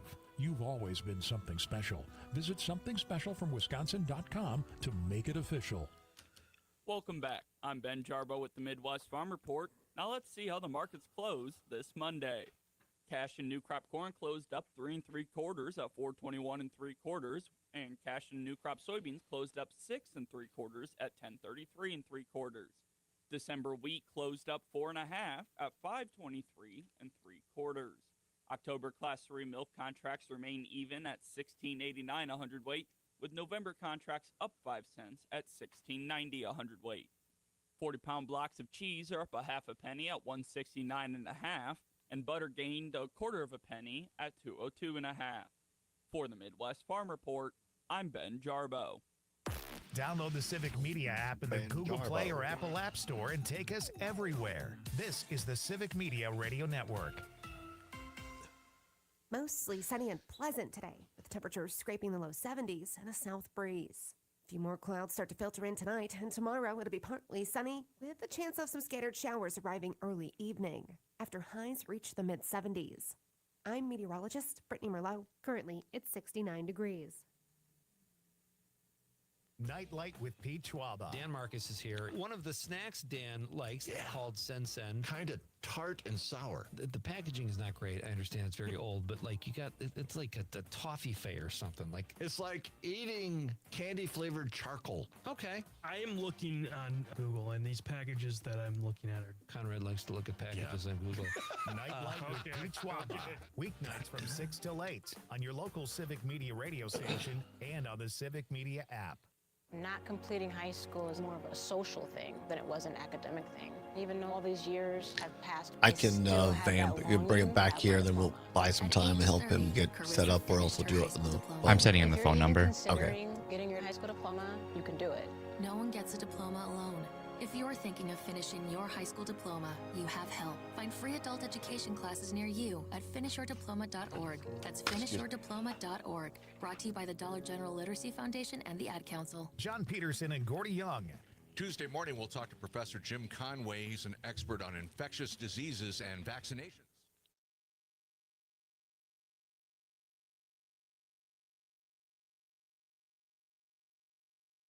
Hey, get rhythm.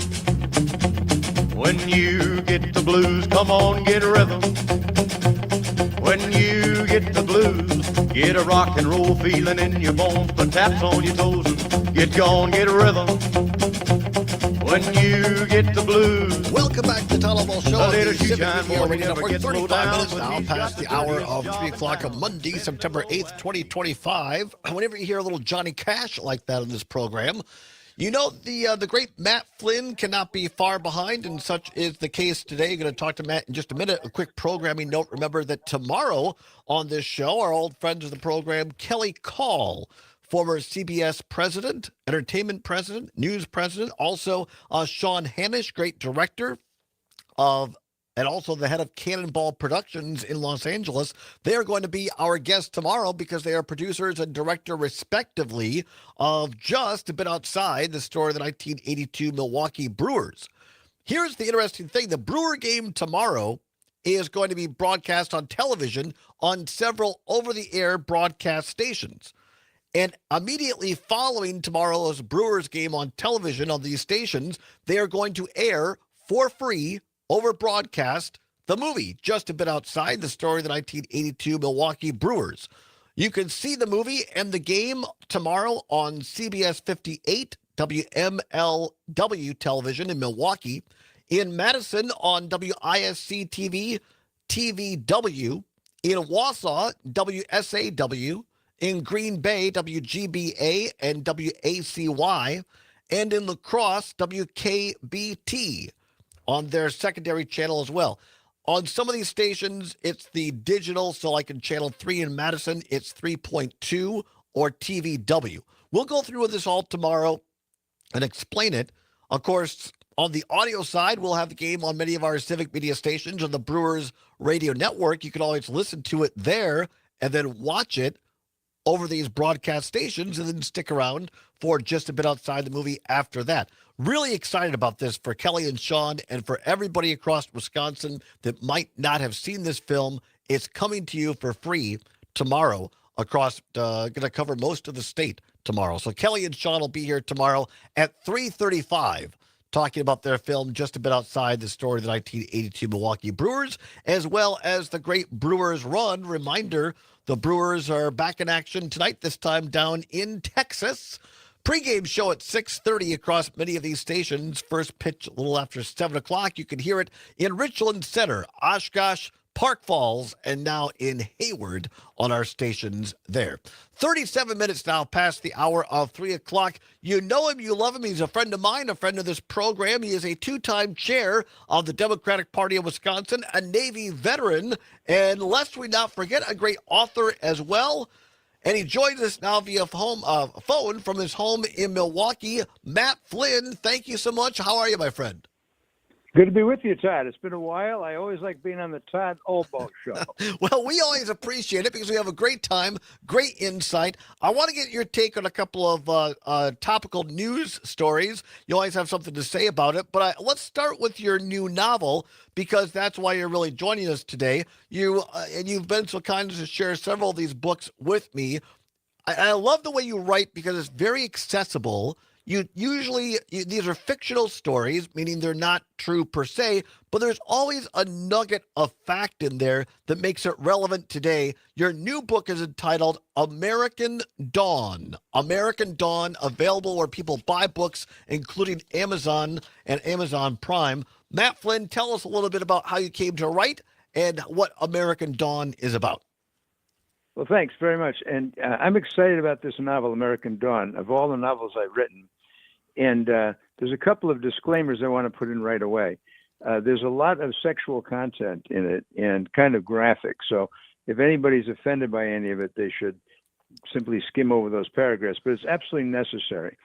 What I've done is presented a Senate race in Wisconsin with a crooked Republican candidate who is trying to steer the election, and they're using sex to do it. Now, if you read it, you will recognize a lot of things that have in fact happened with the Republican Party. They come across as frankly, the proclivities of the Republican Party. I'm not just talking about Trump, Hegseth, and the rest of them, how they relate to politics. Now, the Democratic Party doesn't come across great in it either, and neither does the media, but I strongly recommend it. American Dawn, a very innocent, beautiful girl named Dawn, seduced by this crooked Republican, and when she finally turns on him is when she realizes his depraved final plan for her. So I strongly recommend it if you want an insight into the present Republican politics. Well, I love it because you take this young woman who is kind of, involved in this, and I'm not going to give anything away, but the table, as you say, the tables are kind of turned, and I like the fact that the female character kind of becomes the heroine and shows some of these guys what's up. And yeah, I mean, okay, so I mean, it's an adult, I mean, not like a pornography book, but it's an adult content book. And I don't know about you, Matt, but I mean, we've both been in politics a long time. And look at today's headlines, for goodness sakes. And unfortunately, sex is a part of politics. And just happened in the last couple of hours here, breaking news right from the headlines. The Epstein birthday book has been handed over to the House committee, and it appears to have Donald Trump's signature on it. So if people don't think that there's sex in today's politics, they're kidding themselves. Well, absolutely. And Donald Trump is a poster child, and so is Epstein, but and frankly, Hegseth. But I do want to throw in one quick thing. On October 14 at 6:30 p.m., October 14, Boswell Books in Milwaukee is hosting my book launch, and there'll be a book signing. So if you are anywhere in the Milwaukee area, Downer Avenue, Boswell Books, a great independent bookstore, we're going to talk about the book and have a book signing. But with Trump alone, and I mean, forget Stormy Daniels, right? Forget poor E. Jean Carroll, right? I mean, these girls were put on planes. Trump was on that plane 7 times, as frightened teenage girls flown to Mar-a-Lago, and one of them committed suicide.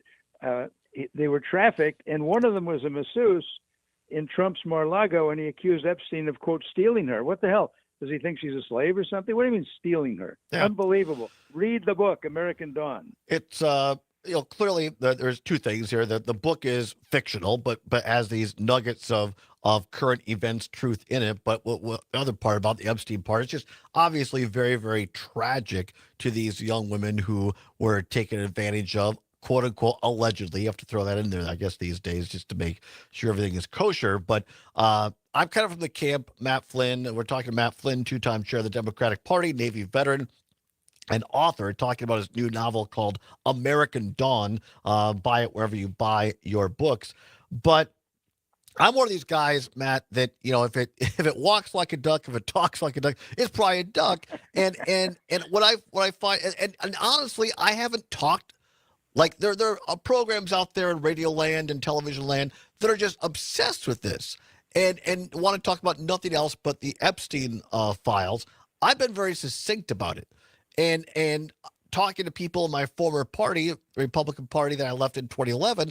I'm like, look, he campaigned on a second term for president, telling the most extreme people in MAGA world, the QAnon folks, that he would unmask the quote-unquote pedophiles and unmask the Epstein files.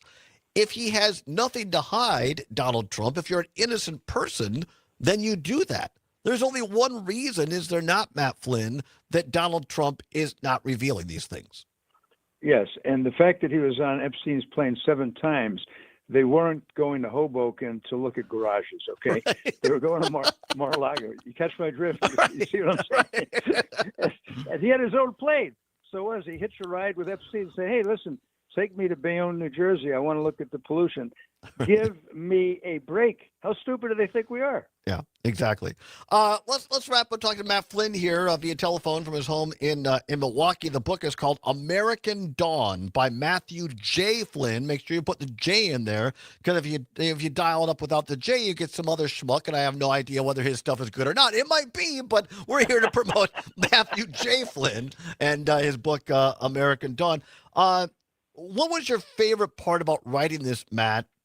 In taking these headlines of sex and politics, but also just the fact that so often in current Republican politics, I guess there might be some cases of Democratic ones as well, but people are taken advantage of and put in situations where they feel they have no choice but to do the bidding of the people that hired them, largely because of on physical, sexual, or intended blackmail. Right. You hit the nail on the head, and it goes back in modern times to Clinton when he got hit by the Republican Party over Lewinsky. Everybody in the Republican Party who was after him had more ravenous groins than Bill Clinton, believe me. But this goes back a long way, and it is a tactic the Republicans used against George McGovern in 1972. They sent prostitutes to the rooms unannounced or unasked for of Democratic delegates to try to influence them. So the point, what I tried to capture in this book is the reality of what Republicans do about sex in somewhat graphic terms. And when you read it, you will understand how candidates get picked and how they win or lose elections. And I am a party chairman several times. I've seen a lot of this stuff up close, what they do, and it's not right. People are intimidated. Some of them are getting death threats. Some of them would lose their jobs, but some of them are being blackmailed. Yeah. And my own feeling, and I've said this before, is Trump himself, why he's so servile to Putin. Putin has supplied him with money and with girls for a long time. He's on video a lot of places, and this guy is betraying the country. He is betraying our country. Read the book, American Dawn. American Dawn, wherever you buy your books, and you can buy it on Amazon.com. It's Matthew J., as in John, Matthew J. Flynn, Flynn. The book is American Dawn. Good luck with the book, Matt. I mean, it's a sad reality of today's politics, but I also don't think it's just today. I mean, I'm not going to tell stories out of school or whatever, but I mean, you remember the days. I mean, you're older than me, and there were times in our own state capitol back in the 70s and 80s, before there was the internet, before there were phones, before there were cameras on everybody, that things went on that people back home just never knew about, and it would curl the hair on some people if they found these things out, and it happened on both sides of the aisle. What? Right. No, absolutely. And you see both sides of the aisle here. Yeah. And just so everybody's clear, this is set in the pre-Trump era in the 2002. And the reason it's set back then is to show the continuity, starting with what they did to Clinton and then going forward now with Trump and the rest. And if you want to see how candidates really are nominated and win, read American Dawn. Yeah, great book. Looking forward to the sales, Matt. Also, turn our gears, talking to Matt Flynn, two-time chair of the Democratic Party of Wisconsin. Zommers, is it time to play the Mike Johnson clip here? Or are we up against the clock? We want to do it when we come back. We can do it now. All right, here is Speaker Mike Johnson, House Speaker Mike Johnson, Republican, over the weekend on what he says Donald Trump's involvement with the Epstein files was. He's not saying that what Epstein did is a hoax. It's a terrible, unspeakable evil. He believes that himself. When he first heard the rumor, he kicked him out of Mar-a-Lago. He was an FBI informant to try to take this stuff down. The president knows and has great sympathy for the women who have suffered these unspeakable harms. It's detestable to him. He and I have spoken about this as recently as 24 hours ago. So now, Little Johnson, Mike Johnson, says that Trump was an informant for the FBI, Matt Flynn. He's walked it off a little bit yesterday, but we'll come back. We're up against the clock, Matt. So when we come back, Matt Flynn's take on this. Johnson yesterday backed off that claim, but we'll talk about it with Matt Flynn after this and more.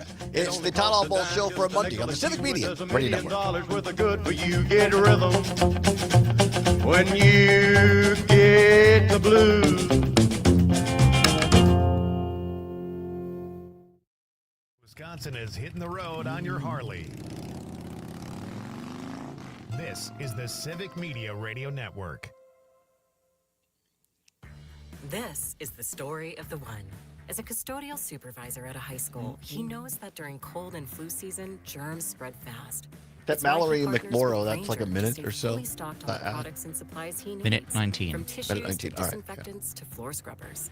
Also that he can help students, staff, and teachers stay healthy and focused. Call 1-800-GRANGER, click Granger.com, or just stop by. Granger, for the ones who get it done.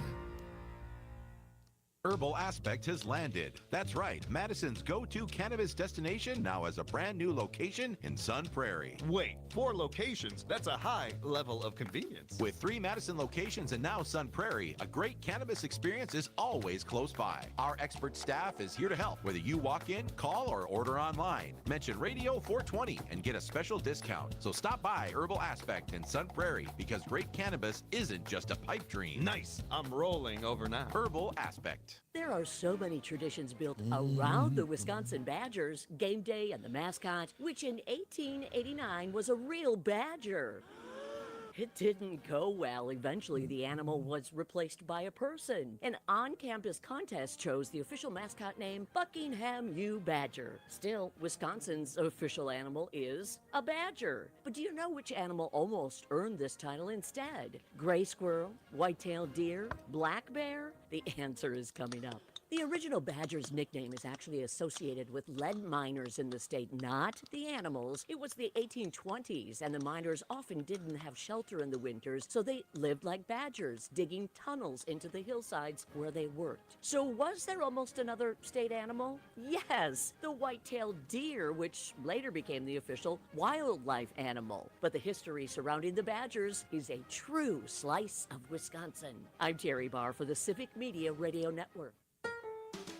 This is Chad Spate for Chad's Design Build. We're proud to employ some of the best carpenters and remodeling professionals in our industry. Are you honest and hardworking? Do you love to improve people's lives by improving their homes? Chad's Design Build offers excellent compensation and benefits focused on outstanding customer service, professional design, construction management, and craftsmanship, all in a nurturing, positive workplace. Whether you're thinking about remodeling your home or considering joining our team, go to chadsdesignbuild.com to learn more.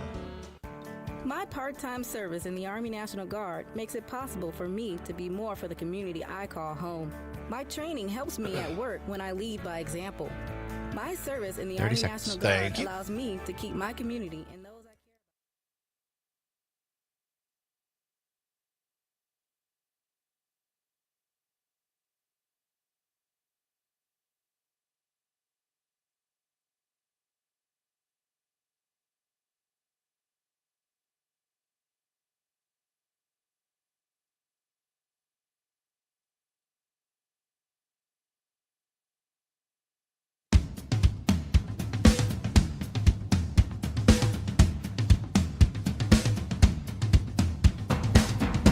Welcome back to the Todd Allbaugh Show on the Civic Media Radio Network. 8 minutes now before the hour of 4 o'clock at the top of the hour, ABC or CBS News, depending upon which of our great stations you're listening to. A weather update, sports with the great Mike Clemens.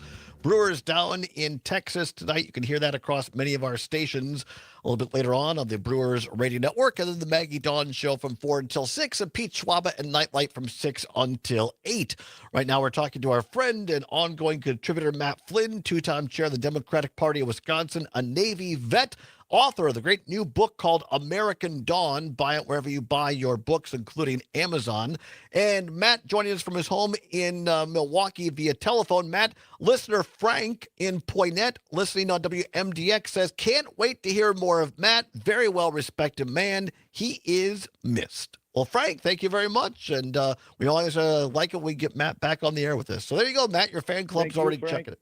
Yeah. Thank you, Frank. All right, lots to get to in just a couple of minutes here, about 6-7 minutes here, Matt. Talking about the story over the weekend, House Speaker Mike Johnson, Republican of Louisiana, and a story today in the Washington Post saying he has backed off yesterday his claim that President Donald Trump was an FBI informant in the case of Jeffrey Epstein. His office releasing the statement, quote, the speaker is reiterating what the victim's attorney said, which is that Donald Trump, who kicked Epstein out of Mar-a-Lago, was the only one more than a decade ago willing to help prosecute or prosecutors expose Epstein for being a disgusting child predator, unquote. That's a statement from Johnson's office. What say you, Matt Flynn? Well, Johnson, look, here's a couple of things. First of all, Mike Johnson? Epstein had threatened to turn Trump in for money laundering for the Russian mob. An oligarch had paid $50 million more for a property than it was worth to funnel money into Trump's hands so he could repay some debts. So Epstein was very, very angry that he got euchred out of some real estate deal and threatened that he would expose Trump. Trump turned around and said, well, Epstein has these girls. What Trump didn't say was that some of the girls were Trump's. Mm-hmm. They were masseuses at Mar-a-Lago, right. And he never said beans about their being taken down to the island. And Trump was on the plane 7 times. And he's in the flight logs. Mm. So what was he doing flying with Epstein in his plane? What you hear are two crooks who are attacking each other and trying to turn each other in. But the more serious thing was the amount of money that Trump took from Russia, and Trump didn't want that disclosed. Right. And of course, the ultimate most serious thing, in my opinion, is the victims, young women to take advantage of, is to say the least of it. All right, I want to change subjects quickly, Matt. Democrats, former 2-time chair of the Democratic Party that you are, I want to play this ad over the weekend from a Democratic U.S. Senate candidate, Democrat in Michigan, Mallory McMorrow. Here is her ad over the weekend, and I want Matt's take on it after this. Football is back, and 7 hours of commercial-free football is not. This is just the latest example of corporate greed ruining the things we love. Because it's not just commercials on TV. It's also your grocery store run, where chicken wings are going to cost you $19. Or a bag of chips, $5. Even beer is getting more expensive. It's a 1-2 punch. Tariffs that are making everything more expensive, and corporations that are squeezing every last dime out of us. And if at some point this season you're headed to a game, you can expect to pay all kinds of fees on top of an already expensive ticket price. We have a system that caters to billionaires and corporations over everyday people. Chicken, chips, tickets, beer. Everything's getting more expensive. All the while, Donald Trump is telling us that prices are down at tremendous numbers, while he's selling us out to the same corporations who are jacking up prices on the things that we love. And look, on this campaign, we are talking about creating a new American dream. A lot of times, that's the big stuff. Making sure you can afford to buy a house, you can afford to start a family, you can afford to save for retirement. Sometimes, it's just making sure that you can afford to take a break on Sundays without breaking the bank. That is Mallory McMorrow, Democratic candidate for U.S. Senate in Michigan. Matt, I thought that's exactly the space that Democrats should be in 2026, talking about prices of real Americans. What say you? Yeah, no, I agree. And Mallory McMorrow, I followed her. She's quite good, and I think she'd be an excellent senator. And I agree with you that really highlights what's happening, what Trump is doing. But I think that there has to be more than that, and I'm sure she'll have other ads. He is betraying us to Russia. He welcomed Putin, and then they got together, Putin, Modi of India, Xi of China, and all these people, and they rubbed it in his face. Last week, he's invading Chicago. He has a post saying he's invading Chicago. He is retrenching all of our power, enraging our allies, and uniting our enemies. And that message has to be gotten across. Donald Trump hates the United States. He hates Western civilization, and he is an enemy of the United States. Less than 1 minute, Matt. Give us your legal take on going into these cities like Chicago and possibly Milwaukee. What does the Constitution say about this? The Constitution does not permit him to use military force within the United States. The problem is we have 6 tarantulas on the Supreme Court. They're crooked as a dog's hind leg. A couple of them have been bribed, like Thomas. Crooked bastards, pardon my French, that they are. And they're bad news. They'll uphold anything he does. So I think that Pritzker is great. I think that Johnson, the good Johnson, the mayor of Chicago, good man. Solid guy, head on his shoulder. All these guys, Matt, stand up to him. I got one question left for you. How does fascism start? Well, Fascism starts, it creeps in on little cat's feet. Little cat's feet. That's what I wanted to hear. One decision at a time. That's Fascism right. creeps in on little cat's feet. Hey, Matt Flynn, you can get this new book called American Dawn by Matthew J. Flynn wherever books are sold. Thank you, Matt. Take care. We'll talk to you soon. Also, Good to talk to you. My pleasure. Also, thanks to Tom Kircher of Wisconsin Watch. Zommer is on the board, and all of you for listening. We'll see you tomorrow with Kelly Call and Sean Hanish talking about their film Just a Bit Outside on broadcast television in Wisconsin tomorrow. Until then, keep banging your drum. Maggie's next.